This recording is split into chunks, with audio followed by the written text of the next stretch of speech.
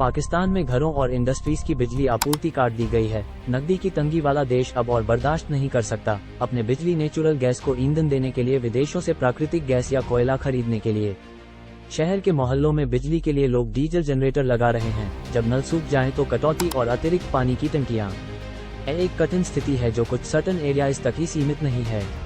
दरअसल कई जगहों पर कारखाने, हॉस्पिटल और यहां तक कि मोबाइल फोन नेटवर्क भी बंद हो रहे हैं। 240 मिलियन लोगों के लगभग पूरे देश को अधिकांश दिन बिना बिजली के छोड़ देना। लोग अब महंगाई से बचने के लिए रचनात्मक समाधान खोजने के लिए स्ट्रगल कर रहे हैं। 31.5% का 14 साल का हाईएस्ट लेवल, 1975 के बाद का उच्चतम स्तर। इसका असर पूरे देश में महसूस किया जा रहा है। शहरों से लेकर ग्रामीण इलाकों तक गरीब लोगों के साथ सबसे कठिन मारा जा रहा है, क्योंकि मुद्रास्फीति हर बुनियादी आवश्यकता को छूती है। पेट्रोल की कीमत आसमान छू रही है, 80% तक बढ़ रही है। स्थिति गंभीर है। लोग लंबी कतारें सहने को मजबूर हैं और यहां तक कि सब्सिडी वाला आटा खरीदने के लिए कुचले जाने का जोखिम भी उठा रहे हैं। मामले को बदतर बनाते हुए देश मानसून के विनाशकारी प्रभावों को झेल रहा है। पिछली गर्मियों में बाढ़, जिसने 8 मिलियन लोगों को विस्थापित किया और देश को नुकसान और खोए हुए उत्पादन में अनुमानित $30 बिलियन की लागत आई। देश में दसियों हजार लोग अभी भी बेघर हैं और करोड़ों लोग एक दिन में $3.20 से कम पर गुजारा करें।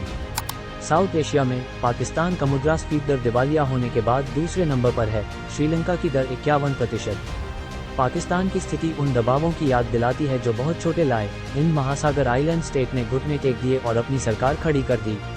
करेंटली पाकिस्तान उच्च वैश्विक तेल की कीमतों में वृद्धि के कारण आर्थिक संकट का सामना कर रहा है। एग्रीकल्चर इम्पोर्ट और आर्थिक मिसमैनेजमेंट, और अगर यह काफी नहीं है तो पाकिस्तानी रुपया गिर रहा है। डॉलर के मुकाबले 280 के सर्वकालिक निचले स्तर पर कारोबार कर रहा है। Foreign currency exchange reserves decline से देश अब सबसे बुरे दौर से गुजर रहा।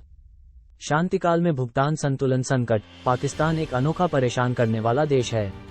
आबादी के हिसाब से दुनिया का 5वां सबसे बड़ा देश है, जो अस्थिरता, टेररिस्ट और परमाणु हथियारों से लैस है। दूसरे शब्दों में, यह इस वर्ष गिरने वाला पहला देश हो सकता है। तो पाकिस्तान इतना गलत कैसे हो गया? पाकिस्तान लंबे समय से आर्थिक चुनौतियों का सामना कर रहा है और वे काफी अनुमानित हो गए हैं। इंपोर्ट्स पर उनकी निर्भरता और आने वाले पर्याप्त डॉलर की कमी के कारण कई कारण हुए वर्षों से बैलेंस पेमेंट प्रॉब्लम।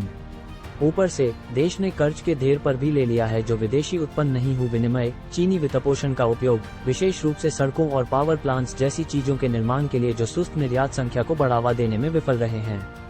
यह व्यापार घाटा भयानक, अच्छा नहीं, बहुत बुरा लग सकता है। रियलिटी यह है कि कई देश अनुभव करते हैं प्रमुख परिणामों के बिना व्यापार का एक नेगेटिव बैलेंस। नकारात्मक व्यापार संतुलन को ऑफसेट करने के लिए उधार लेना देशों द्वारा उपयोग किया जाने वाला एक सामान्य समाधान है, लेकिन ये दृष्टिकोण हमेशा टिकाऊ नहीं हो सकता है, खासकर पाकिस्तान के लिए, क्योंकि उनकी सरकार के पास है सकल आर्थिक कुप्रबंधन का एक लंबा इतिहास। अभी पिछले साल 10 अप्रैल को पाकिस्तान के 22वें प्रधानमंत्री इमरान खान थे अविश्वास प्रस्ताव में पद से हटाया गया।